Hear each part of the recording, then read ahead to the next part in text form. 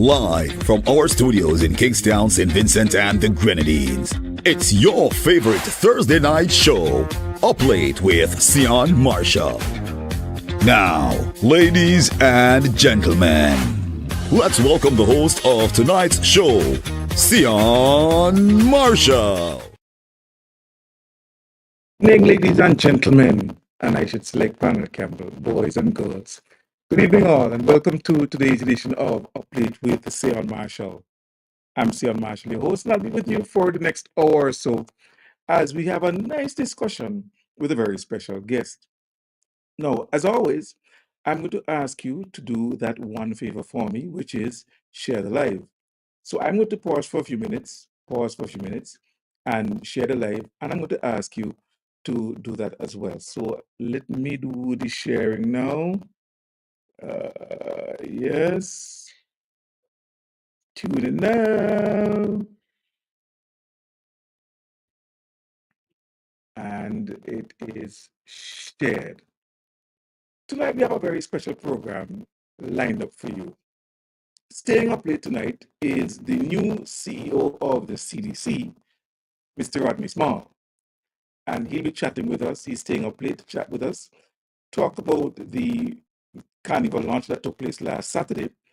And he's currently traveling. He is out of state to be part of the massive Vinci Carnival launch in New York. A very busy man, someone who's had quite a busy schedule since taking up the position as CEO of the CDC. So he's staying up late with us tonight, and very soon we'll bring him into the studio and introduce him to our audience. By the way, this is the second time Rodney is going to be on the program. In 2018, Rodney was a guest on our program. I believe the program then featured Steel and Glitter. We were in the Victoria Park as the show Steel and Glitter took part, and Rodney was very much a part of the Unipad movement then, and the San Euphonium Steel Orchestra, and was a guest on the show. All right, now people, help me out and tell me what this song is like. It sounds like this song is good, so like I don't have a problem there. Right, so like song is good. So please, hit me up, say good night. I'll see you, I'll hear you. And don't forget, all lines, they are working. Some static, yeah.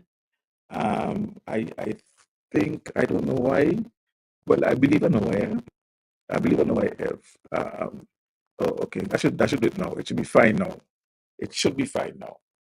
Tell me, Ev, and I would think, but I think I know why. Yes. All right. So that's what's happening tonight. So let me thank you so much for joining us and for being a part of this evening's program. We welcome you, and we are always happy to have you. All right. Now, let me say that Hey, Coach, good evening. There's a very vibrant discussion happening right now in St. Vincent regarding the Citizen by Investment Program. 3 articles have made it to the newspaper so far. The first one, I believe, was written by okay, I'm getting complaints about static. Let me try and figure that out. I'm not sure why that is. I'm not sure why that is. I'm not sure why that is. But bear with me. All right, bear with me. Good night, Gemma. Thank you so much. Okay. So, as I said, there's a very vibrant discussion happening right now regarding the Citizen by Investment Program. 3 articles have made it in the newspaper so far. Oh, well, not newspaper, but on the online blogs. The first was written by Dr. Jason Haynes, an Island scholar and a lawyer by profession, also a university lecturer. The second one was written by Luke Brown, also a lawyer by profession, but a former senator and minister in the ULP administration, Minister of Health. And the third one I've seen so far was written by Mr. Michael Charles. Michael Charles, also a lawyer by profession, living in the UK, practicing in the UK, and he weighed in on the issue of the Citizen by Investment program as well. Three young men, all engaged, all involved, all having their say on this very topical and current issue. And so I'm thinking that maybe not this Sunday, but next Sunday, try to have three of them or at least two of them on the program so we can expand on the CBI discussion. So look out for that. I'm going to try to have that not Sunday coming on Sunday SETI, but the following Sunday, I believe that would be the 27th or thereabout, because we see tomorrow is 16, so anyway, 20 something, right? So that is something I'm looking to have on the following weekend. So let's look out for that because I believe it's a current issue, and I believe it's an issue that we can discuss in a mature way. We can discuss in a way that informs us, that we learn, because we need to be educated on this issue and go beyond just the usual rhetoric. And there's a lot of rhetoric that's out there regarding CBI on both sides. You know, we understand the position of Dr. Gonzalez and the ULP, and we understand the position of the NDP. But I think it is important for us to hear other voices weigh in on those positions and expand the discussion beyond uh, those positions. And Dr. Haynes, Luke Brown, and Michael Charles have done so. They've added their voice, and I believe it is something that we can tap into and carry on. So look out for CBI discussion on Sunday SETI, not this Sunday coming, but the following Sunday. I'm gonna try and work that out. I'm gonna try to Josh said it's like playing easy money. Well, that's one chain of thought, and I'm sure there are others who may not agree with you and your take in that regard, Josh. So we'll see how that goes. All right. So, like I said, tonight we're waiting on Rodney Small. He is our guest tonight. He's staying up late, and we're talking Carnival. Now, in the meantime, the lines are open 784 532 7650. And until Rodney comes to chat with us, I'm going to welcome some calls. I'm going to welcome some callers, and we can chat a little bit. And if you have something to say about CBI, then maybe we can have a little chat until Rodney comes in. My director would let me know when Rodney's in studio, and we would then engage Rodney. But for now, until Rodney comes, we can, Miss Wall, listen, talk to Uncle Louis about your cup. Before you even come tell me anything about your cup in the comments, talk to Uncle Louis about your cup. All right. So you can engage me a bit and share your thoughts, whether it's on the CBI issue or any other issue, as we wait on our special guest this evening, Mr. Rodney Small, who's going to be up late with us right here on our program. All right. By the way, I'll talk more about it on Sunday, but hey, big up everybody who tuned in on Sunday for that program with Louis Daisley. So far, it's our most watched program since we started rebroadcasting last March. So thank you so much for that. All right, I really appreciate that.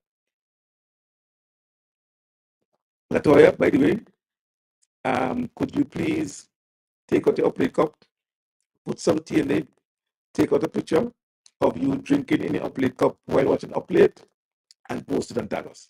Okay, please and thanks. Uh, my director is motioning to me regarding the static. I believe the static is coming from the splitter and not the headphone itself. I believe, regardless to what I do, I don't think it will change as long as I have the splitter in. I don't think. Let's try something. My director says to take out the splitter. Let's try that.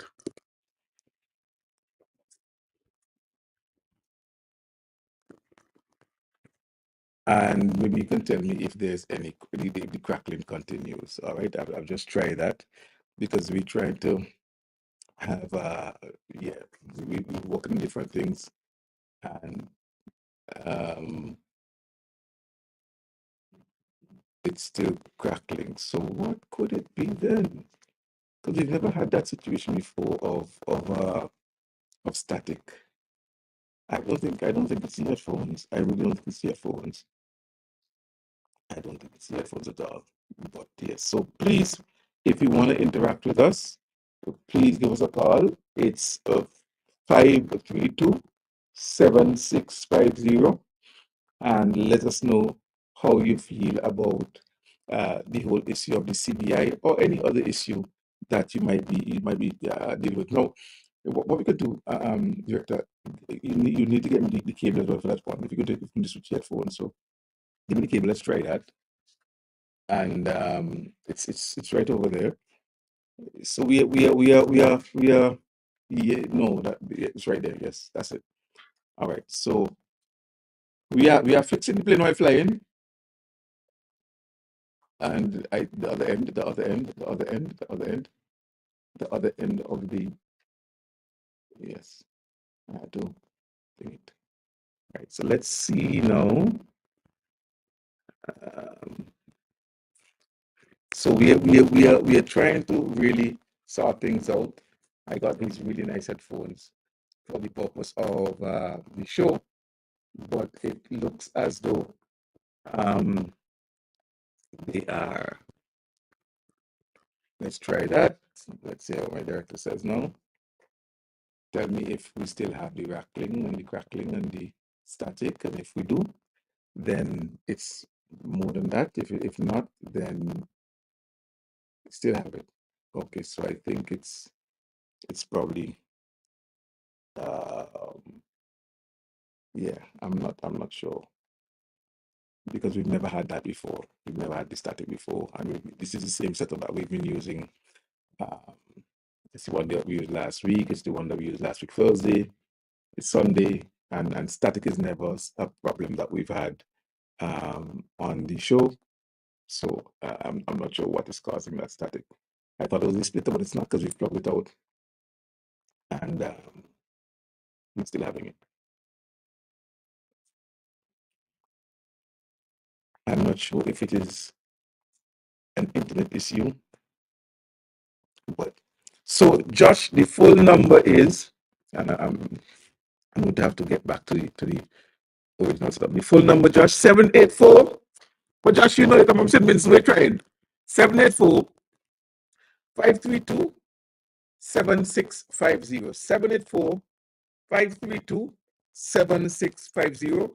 That's the number to call to interact with us here in studio.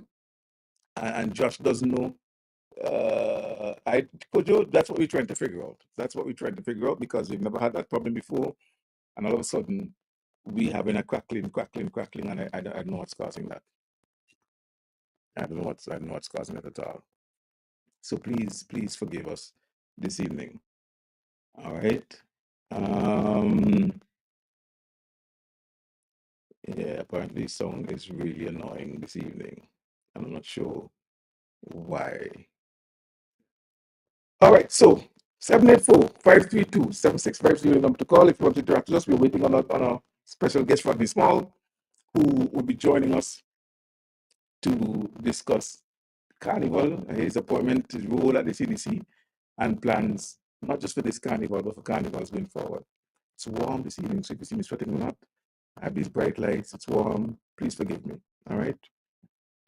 I am apologizing for so many different things. I'm apologizing for the horrible sound of the crackling. I'm apologizing for uh, the sweating and the warmth. It's just not my night tonight. It's not my night tonight at all. So on the issue of CBI,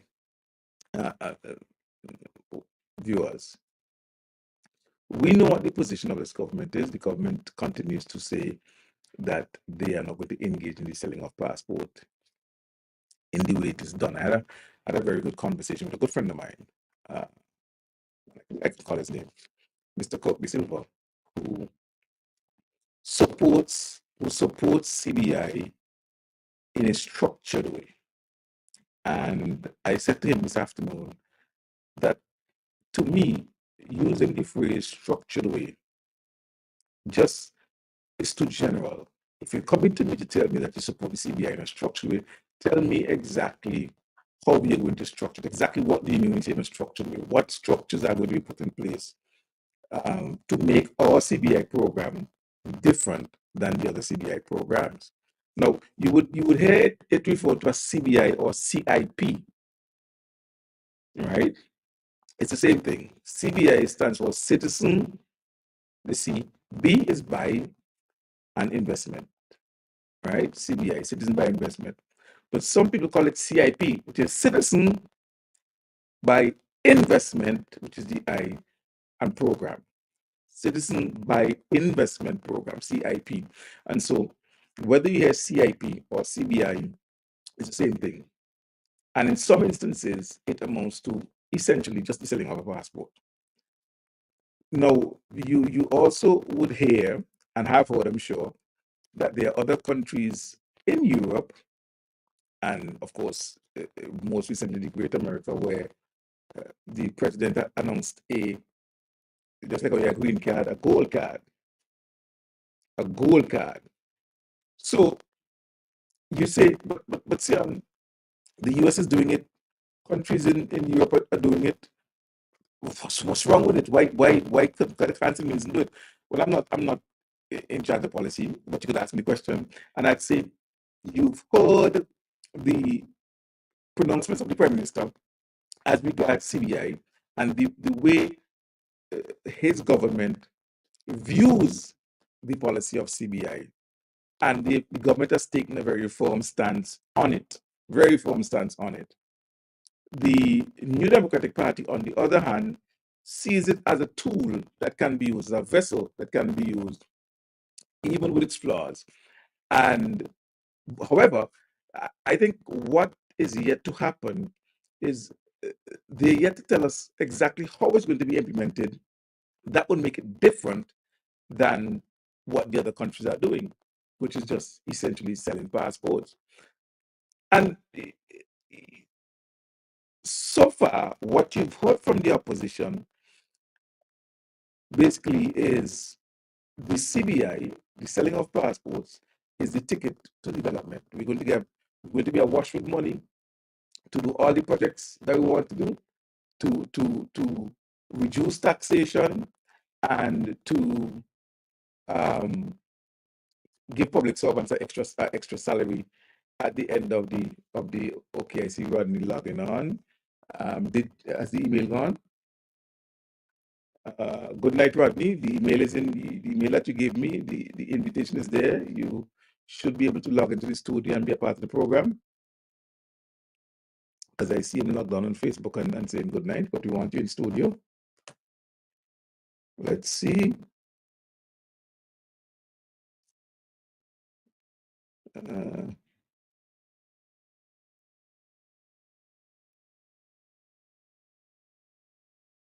All right, so he's contacted me here.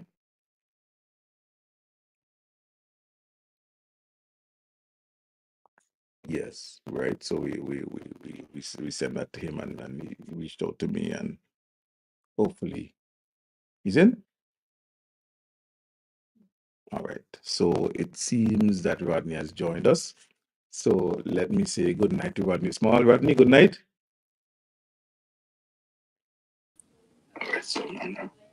Good night. Good night, Rodney. How are you doing, buddy? Is there a problem with the audio?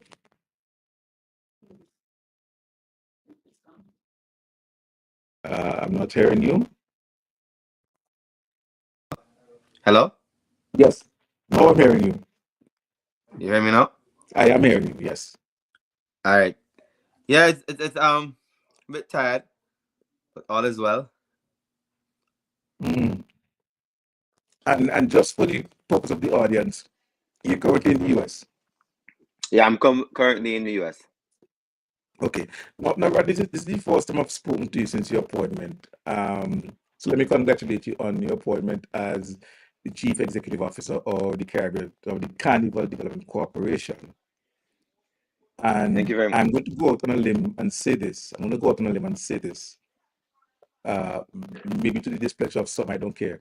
But in the 24 plus years of the Youth Labour Party, your appointment as CEO of the CDC is one of the best appointment the government has made. It is the appointment to me that makes absolute sense. Everything is right with the appointment. There's some appointments. I'm not saying there are other appointments I agree with. I love the appointment. That was good. Congratulations. That's a good post for the appointment and so on and so on.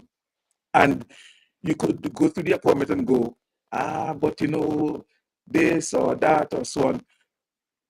But when you examine the appointment of Rodney Small as the Chief Executive Officer of the Carnival Development Corporation, in my view, everything is right with that appointment. And it is one of the best appointments that this government has made in its almost 25 years or 24 plus years in governance. So congratulations to you on that, Rodney.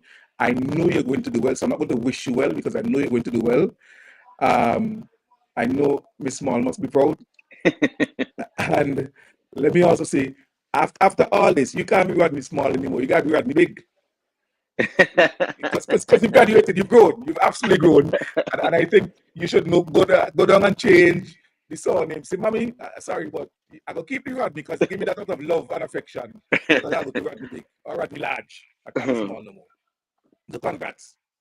Yeah, man. Thanks a whole lot, Sian, and for those persons who are listening and viewing this program.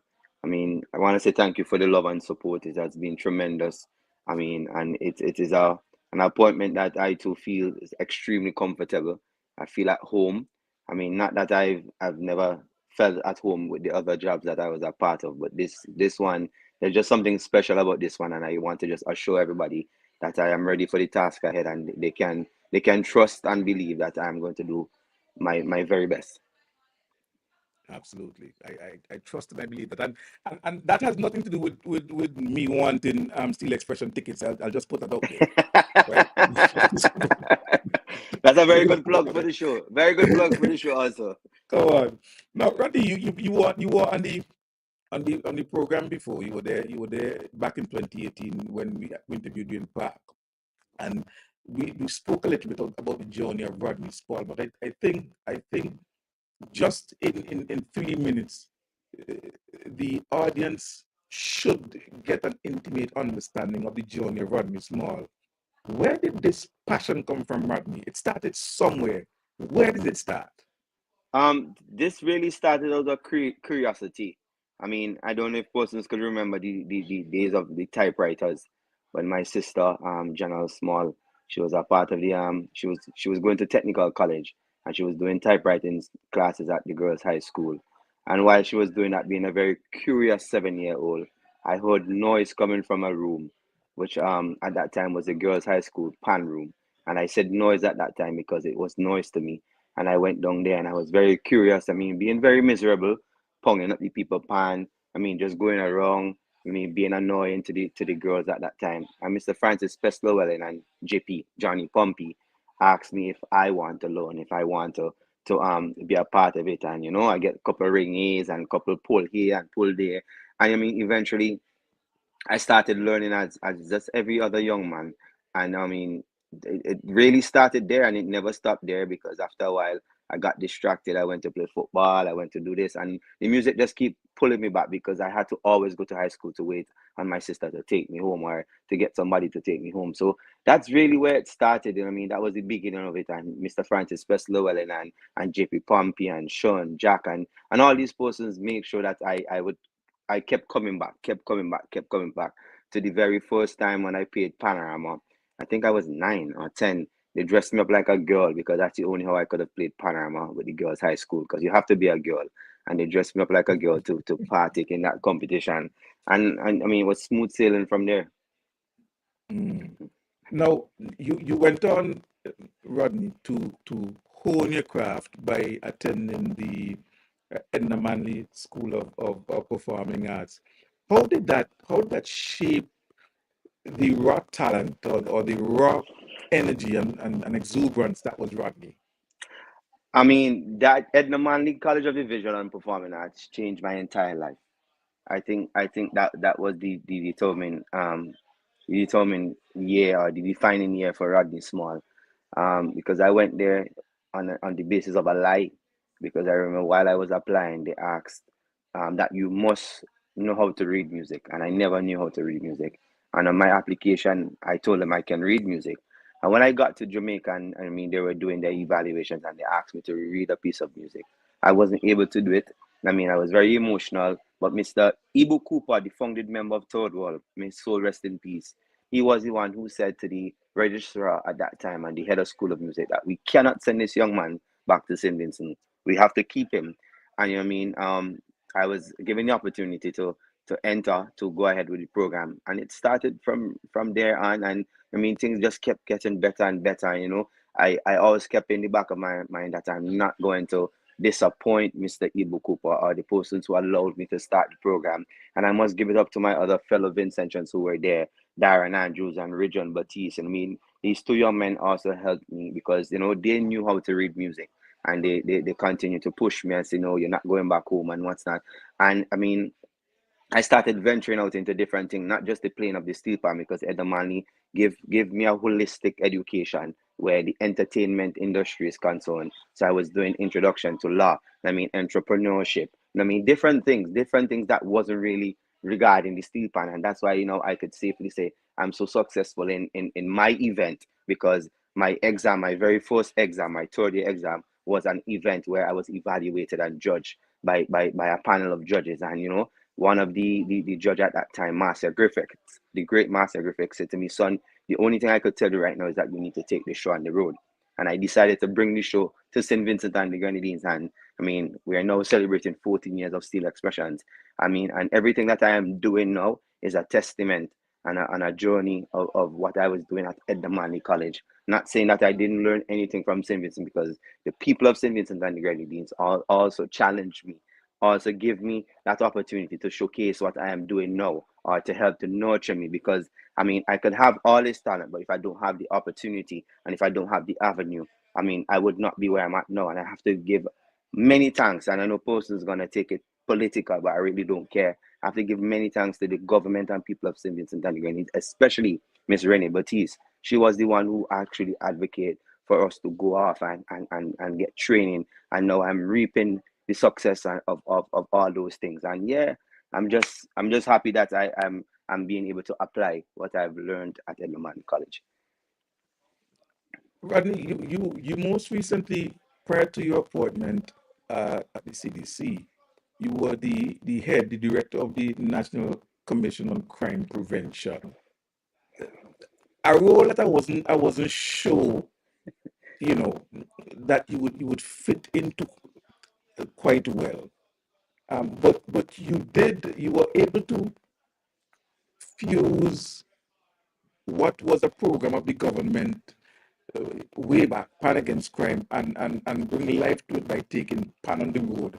What was your experience? How long did you spend as the director of the NCCP, and what was your experience? How would you categorize your experience at that organization? I mean, exactly a year and a Correct. month, Hmm. right? I spent there. And to me, that also felt really good, because a lot of persons didn't know it existed until I got there. A lot of persons didn't know what it was all about. I mean, yes, it has the word crime prevention, and persons start thinking, oh, he's a police, and how you come a police, and ray, and t. But then it was more than just that. It was in a management capacity, one, and two, it was really for me to create programs to deter young people away from crime and stuff like that, right?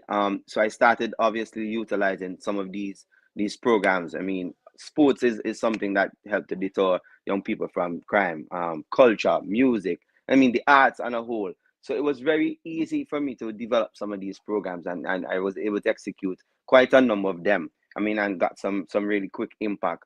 Um, yeah, it was a bit different. I mean, but it's something that I'm now happy that persons now are aware that there's a National Commission on Crime Prevention, who has a board of directors that is filled with different experts in the whole aspect of crime. So I mean, I am still also going to be doing some work with that department, because I still think that we have a lot of work to do where our young people are concerned. I mean, in terms of the crime situation, in terms of their self-esteem situation, in terms of their level of confidence, because it's very broad. It's not just crime oriented. Now there's three different levels of crime. There's primary, secondary, and tertiary, right? And we were looking at the primary and secondary, because the tertiary is when you go in front of a judge and you're waiting to be sentenced and stuff like that. So I still want to utilize in my capacity from the CDC standpoint, how can we look at the arts to help to pull young people away from crime, just like how you're using the steel pan. How do we use mass in terms of them going to a mass tent and learning how to build mass and becoming entrepreneurs from that particular craft. So I mean, it's although I'm not there, is something that is a department that still has a piece of my heart, because I love young people. Because I always tell myself that somebody took the time out to nurture Rodney Small, and I think I need to do the same. Mm. No, Rodney, what was, in your view, your biggest accomplishment, or regarding your biggest accomplishment while there at the NCCP? And while I'm asking you that, I also wanted to reflect on an area where you think you really would have loved to have done more, but you didn't, and you might consider it a missed opportunity. Um, my biggest accomplishment, there's more than one. One is the awareness of the department. I think being a public figure, and I mean me holding that position, a lot of persons know knew that it existed. A lot of persons started calling, started seeking help. I mean, we were able to crack open some stuff. We were able to help with some stuff.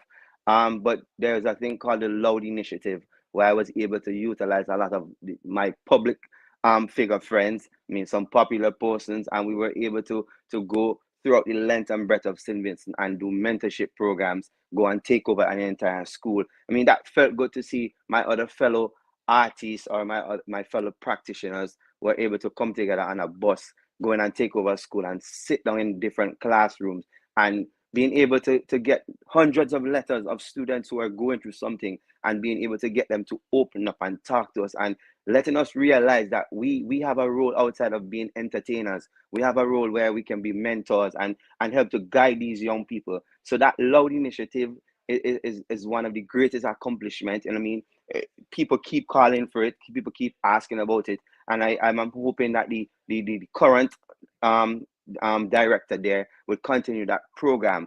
It not only did something for the students, but it also did something for us as entertainers, because there are some entertainers who felt like, boy, this is something that I need to do. This is something that I don't have to wait on somebody to ask me to do. Um, for me, I wish I could still continue being a part of that initiative, that project. I mean, although I am no longer the director, but I'm still a public figure who can go in and help to nurture and guide these young people. So I would say, I mean, that in particular is something I would still want to be a part of. Mm. And in terms of the chance miss, In terms of the, sorry, opportunity miss. I didn't hear you. You broke up this, Ian. I was asking regarding missed opportunities, things that you probably would have done or would do differently. Um, I mean, missed opportunities where in that particular position, or you mean generally? As the director of the NCCP, yes. Oh, well, there was a prison program that I really wanted to get done, and I really didn't get it done simply because I mean, I allowed somebody to detour me, to distract me from it, and discourage me, not detour me, discourage me from doing it, because I still feel like there's some value to be added with the persons who are in prison, especially those who are about to come out. I mean, that was a missed opportunity, because I know how much they were looking forward to it, because we had started the conversation. Because sometimes, as a society, as a nation, as a country, we feel like because somebody went to prison, that's the end of their life. But I mean, there are some persons who still have a chance, and we as a nation, as a society, also need to know how to accept them when they come out of jail. So I mean, that is a missed opportunity. I mean, I wouldn't even say miss, because it's something that is still on the work plan for the NCCP, and I hope that the current director will look at it and execute it. And that is something, Rodney, that is close and dear to my heart. Sometime back in 2018, when I launched the program first, I did a full feature on what we call recidivism and the second chances that people aren't allowed to get, because once you go to prison and you come out, boss, there's no employment. Your opportunities are almost non-existent, and especially coming from a quote unquote a Christian country, it seems that we don't believe in the forgiveness that we just preach. Forgiveness is only for certain people. You know what I mean? Yeah. And so I feel you with that one, Rodney, and I really hope that, as you said, the current director would be able to do some work in that regard. So now we're at CDC. Um, Describe for me the feeling when you're told, listen, you got the job, you're the CEO of CDC. What went through your mind? I mean, it was mixed, a lot of mixed emotions because I know, I mean, being at the head of the one of the premier national festival is really not an easy task, but it's also not a hard task because I spent some time thinking about the decision in terms of should I apply, why should I apply, what do I have to offer, how am I going to move this from point A to point B. So I spent a lot of time with myself. I spent a lot of time asking and questioning a lot of people, especially former directors and former CEOs and what's not. So I mean, from the moment I decided to apply, I knew I'm okay. But when I was shortlisted and I went into the interview and I left the interview, and I mean, there was a different feeling. But for me, Sian, it felt at home because one, I rest on the shoulders of some experienced men and women who I knew had a level of respect and appreciation for me as a young man, and not just as a young man, but as a practitioner, somebody who is a part of the entertainment industry, somebody who is a part of the carnival industry, because I am coming from being a spectator as a little boy with Miss Small, going to Juve Morning, seeing Monkey Band, to a practitioner playing pan on a juicy box, dressing up like a girl to play Junior Panorama, moving into being a junior arranger, and I mean, for Junior Panorama, then moving into being a senior player, moving into being a production manager, stage manager, to a set designer, and I mean, and being a part of the board of directors at a very young age, and realizing that no, there's a lot of support around me from that level, and then just moving into admin, and then moving into being the CEO. It's just basically it's the same atmosphere, the same environment, the same people, but just me with a whole different new task, but with a whole different vision. So being around and seeing the changes in the organization and knowing where it needs to go from my standpoint, and seeing how I can work even closer with not just only the chairman, but the other board of directors and the other committee. It just felt so good.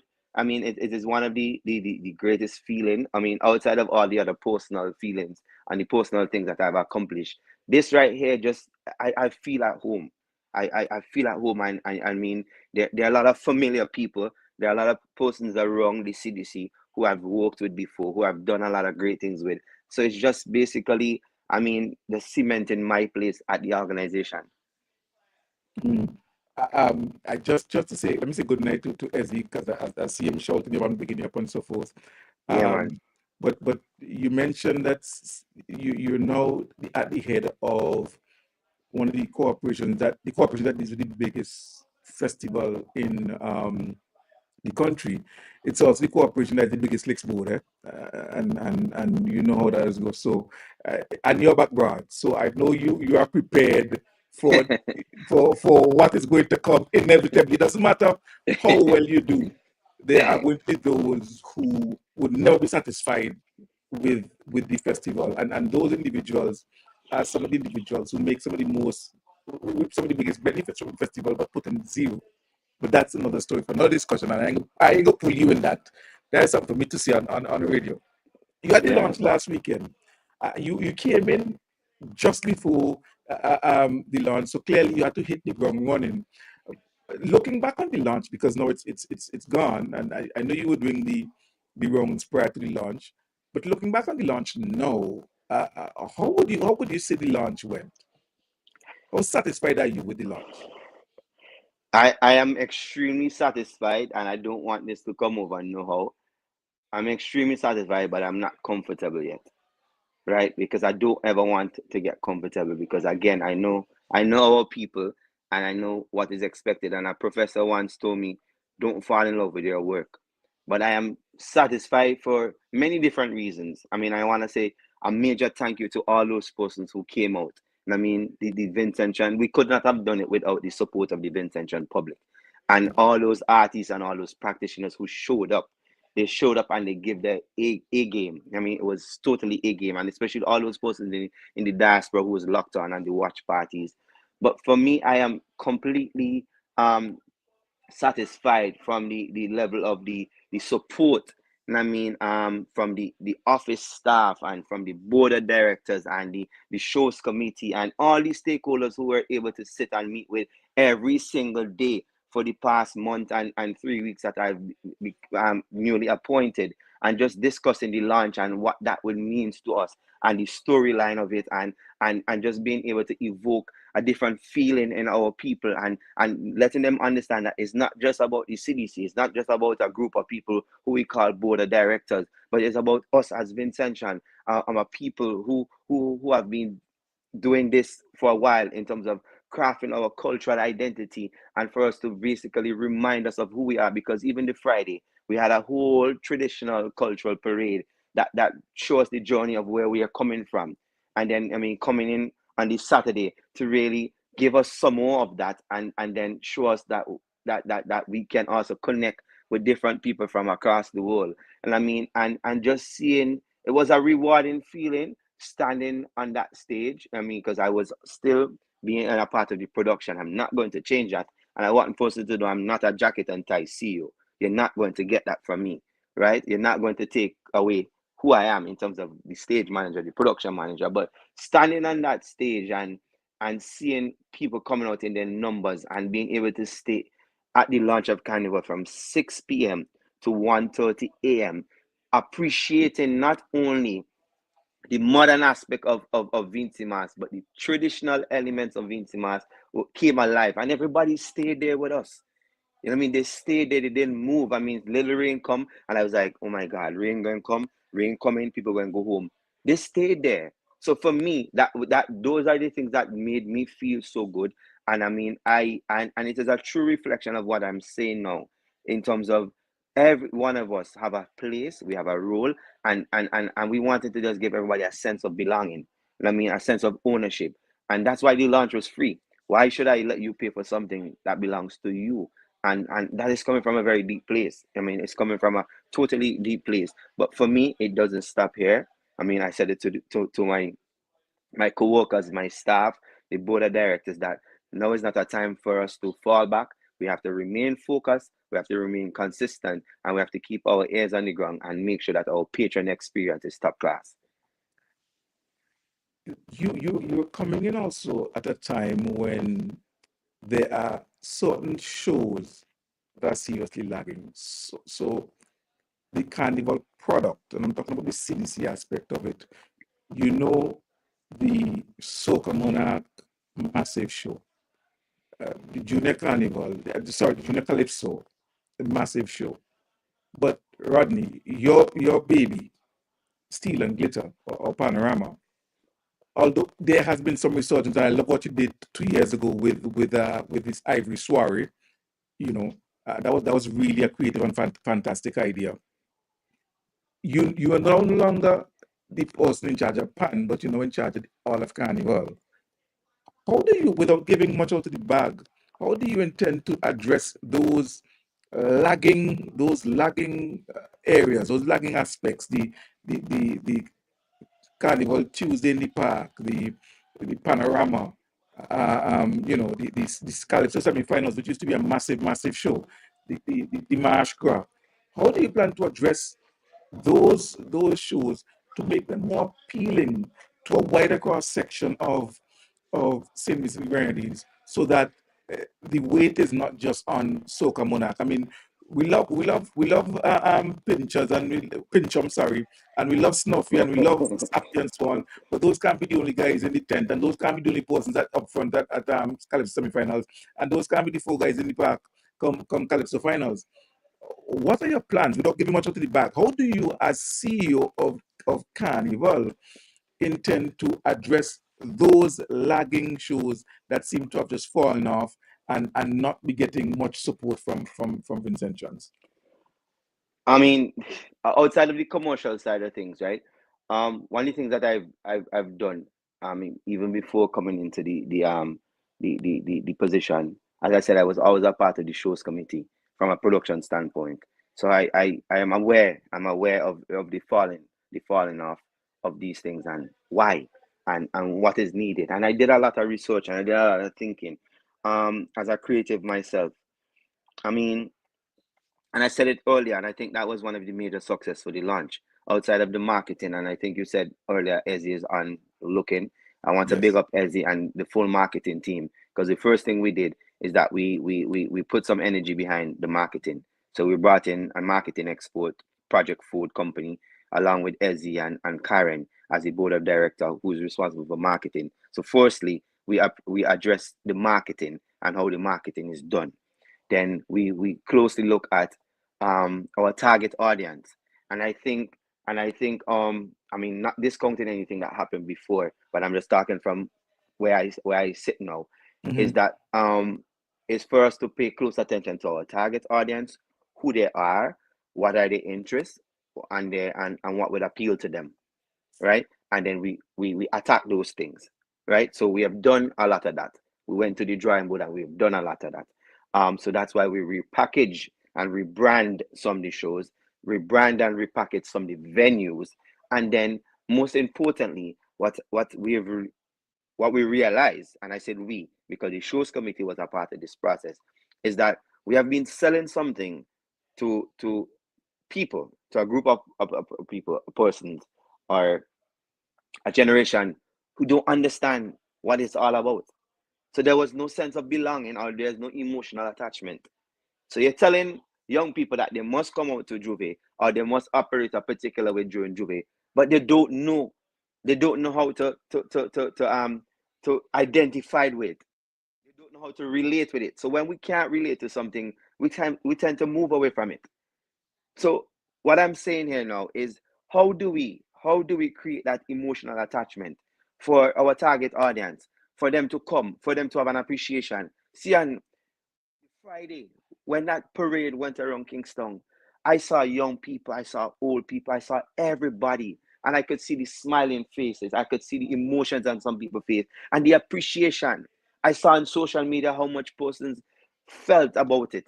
Then on Saturday, we did the same thing. And when I look in the audience at the launch of Carnival, I saw a lot of young people in awe.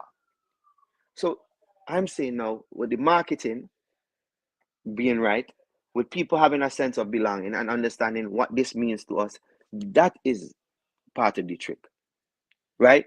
So outside the commercial aspect of it, where we're going to repackage them, we're going to have better tokens, we're going to have better package shows, we're going to have a better cast, we're going to have a better setup venue, we're going to do, I mean, all these wonderful things. We're going to align ourselves with of course, all the new world order of entertainment, right? But most importantly, we have to allow our people to feel, to understand the significance of Juve, the significance of Pan, the significance of the monkey band, the significance of the mass, the craftsmanship, the significance of Soca Monarch, where that came from. When did it evolve? How did it evolve? Who was responsible? Why a cruise? Why were crews so into going to Soca Monarch? What that Mm-hmm. meant for a community? What Mm-hmm. it meant for somebody from a community to go out and represent us on one of the biggest stage. But ultimately, Soca Monarch is the stage where every single element, component, department, whatever you want to call it, is activated. Because when you look at a fireman performance, you see dancers, you see props that are built from the mass bands, you see musicians. So every single aspect of our culture is activated on Soca at night. Every single part of our culture is activated on Steel and Glitter night. So what do we do? The work now is for us to allow our Vincentian public and those who are coming in to feel again. Yeah, those persons who were there. So see, and for you, yeah, I remember my days of seeing Monkey Band when the man Yep. can. And he would think, but what does that mean for your daughter now? How can she relate to that? How are we Right. going to make she understand that? Or why is this existing? Where did it come from? Right? Now we Mm. have young people who want to stand up in a party and sing a Beckett because they want people to feel like if they know music. How do we turn that around? How do we use that to our advantage? And we all have to work together. I mean, I'm hearing now young people now from Friday and Saturday from because of what happened last week. Now everybody now want to know play monkey band. People now saying, wait, but I resemble jab jab. But we weren't educating our people that we had our own very jab jab here. But what Grenada did, they package it and they sell it. What did we? What we did? Nothing. So I mean, I do I know I could go on and on and on, Yes, yeah, but absolutely. Yeah. most importantly, we gotta make our people feel again. Give them that sense of pride, that sense of identity, that sense of belonging, and we're going to package it and we're going to say, hey, take it, go with it. We're going to utilize social media, we're going to utilize everything that is happening in entertainment because who is to say that the CDC can't do this or can't do that or can't be a part of this unconventional things? We are part of the entertainment industry. You understand? But most importantly, we're going to pay attention to the preservation. And preservation don't only mean old time thing, you know. I mean preservation mean every single thing. The preservation of our festival. Because we cannot have a festival that is just filled with fets. We have to have a festival that whet the appetites of everyone. But again, I want persons to take this. If you don't take anything away from me, it is now a time for us to allow our people to feel again. You know what I mean? I should stand up in Evo and I should feel like, yeah, boy, I'm proud. I should stand up in Panama and say, wow, look at those young people. This is what our country represents. This is the future of our country. You know what I mean? See, and so I mean there are a lot of good things in store from the CDC, and I mean, and I would like I to could hear the excitement, Rodney. I yeah. literally, I mean, it's I mean, palpable. You know what I'm saying? apologies.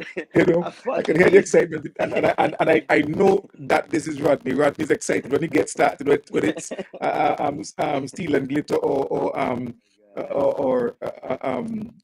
what I mean, steel expressions. Expression. You know, the excitement, the passion comes out because there's so many things that you want to do.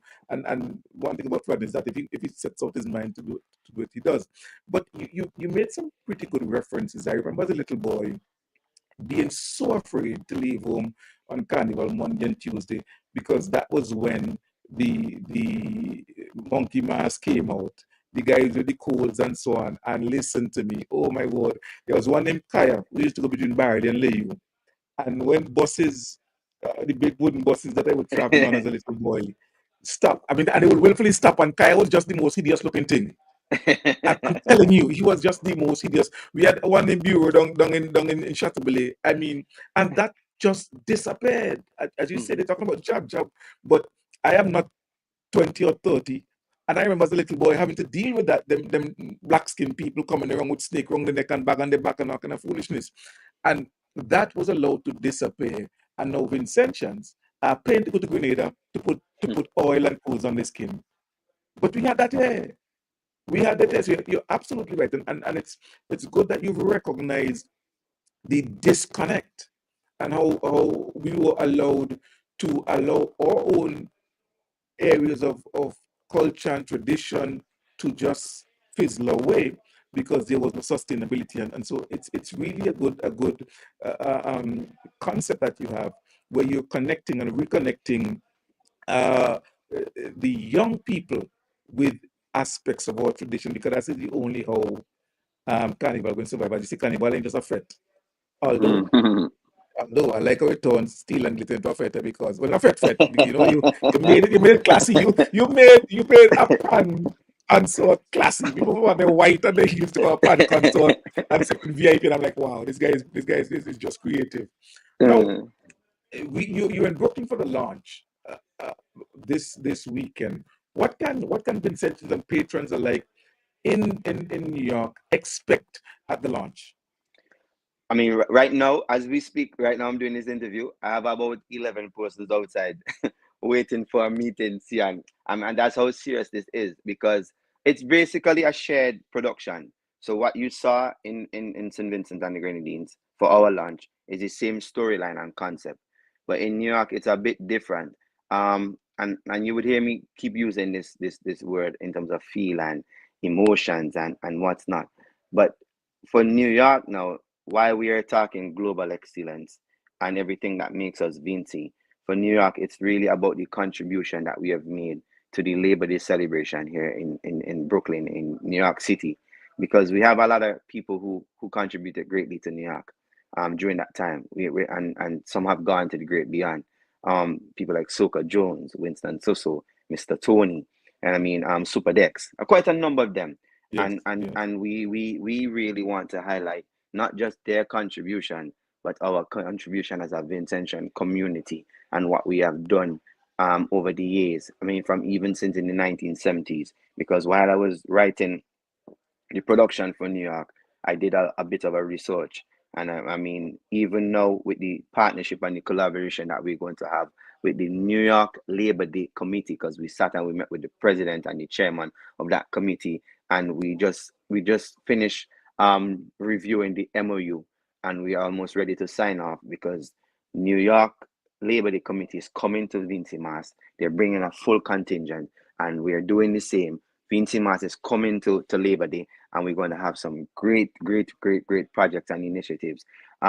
So for us here in New York, we're going to do the same storyline. You're going to see our love for Raga Soca. You're going to see our trending artists. You're going to hear our road march hits, and then you're going to hear about the contributions that we've made here in New York City. But most importantly, we're going to be paying tribute to a lot of these fallen soldiers who have done their part. But of course, we're going to make it a time for us to celebrate. We want to stamp our identity. I mean, because a lot of persons see and a lot of persons outside of the Vincentian community are reaching out. I mean, they can't wait to come, you know what I mean, and stuff like that. Because Grenada is doing their launch on this Saturday, and we are on this Sunday. So, you know what I mean, it's really a great feeling, and to see that everybody is waiting to meet and hear what is going to happen. People are just excited just to do their part. I mean, even the artists, I mean, before coming on the live, about 5 or 6 different artists said that, you know, if is it too late for me to jump on the cast? So the Vincentian community, and I mean not just in New York, but overall in I mean the Saint Vincent and the Grenadines is alive. And I always want to say this, that the world is watching and they will continue to watch because we're doing great things, and we just have to make sure that we put things in a way where we can package it and where we can feel proud and where we can sell it. So it's always a greater feeling, Sian, when we can bring the Vincentian product to different parts of the world. So I'm just excited about Sunday as much as I was excited in Vintimas launch last week. And I'm just ready just to see the same rewarding impact in terms of seeing people come out and appreciate what we're putting on stage. All right, Rodney. Thank you so much, bro. We're out of time, but I want a commitment from you. I want a commitment from you because I know you have people waiting for you as well. I know you have a meeting to do and so on. But that's all right. It's summer. Sun just set like 3 minutes ago, so you out there still You bright. want them to say hi? But here's what I want to do for you. Here's the commitment I want from you. I want you to commit to come back on my Sunday afternoon program after Carnival. Maybe you could come with Ezzy or a chairman, I don't know, and do a postmortem at Carnival for an hour and a half on a Sunday after Carnival. So sometime towards the end of July, I want a commitment from you because this program was short. I know people enjoyed it. People wanted a lot more, but we out of time and we have things to do. So give me a commitment that after Carnival, we do a postmortem on Sunday, setting on Sunday afternoon. Most definitely. I mean, I you could record it. I'll make sure not just myself, but as much posts as you can get, and we will do the postmortem collectively. And I could assure you that that postmortem would be something that is going to be tremendous because again, we're putting in the work. The motto right now at the office and at the board level is no room for errors. And I mean, and I just want to take this opportunity before I rush out to tell everybody thank you in advance. And I mean, let's find better means and ways of communicating. If you're disgruntled about something, if you're not happy about something, we now have we have an open door policy at the CDC. Come and you can talk with me, or you can talk with Ezzy or anybody at the office. We would welcome you. I mean, because again, we're doing this collectively. This is not about me. This is not just about CDC, but this is a Vinci thing, and we need to own it. And if at no time you didn't you don't feel that sense of ownership, I'm asking you this year, 2025, you grab it, you love it up, you kiss it up, you hug it up. Let it feel like your very first kiss. Let it feel like your very first time you saw your child. Let it feel like your very first achievement. And let's push with that energy, and we're going to be fine. The world is watching. The world will continue to watch, and it's only one St. Vincent and the Grenadines. I mean, much love and respect. I mean, and Sian, again, you always have my support, so you can always call on me, and we can do this over and over and over and over again. All right. And let me put in a plug. Let me put in a plug for all those persons who are listening to me, who are living in New York. I mean, around New York, wherever you're at, just come out. It's a special invitation for you to come to the launch here in Brooklyn, and all of the CDC and Vintimas, private CDC, whatever it is, just come and enjoy St. Vincent and the Grenadines. Well, I'm glad that there's an open door policy at the CDC, because I'm more concerned about the door downstairs. So when they come back, I want the one upstairs. Thank you very much, Rodney. Have a fantastic night. Thank you so much for tuning in, man. Have a good one. All the best. All right. That was Mr. Rodney Small, the new CEO of the Carnival Development Corporation. Rodney is in New York preparing for the launch this Sunday. And we want to wish the CDC, want to wish the good folk in New York all the best as they launch Carnival this Sunday. Thank you so much for sticking around for this evening's edition of Up Late with Sion Marshall. For those who had the experience, the crackling, the low sound quality, I apologize for that. Not sure where that came from. But we'll sort it out, all right? Really wasn't sure where that came from, but we'll sort it out. Until next Thursday, when we're back with you, thank you for staying up late. Good night.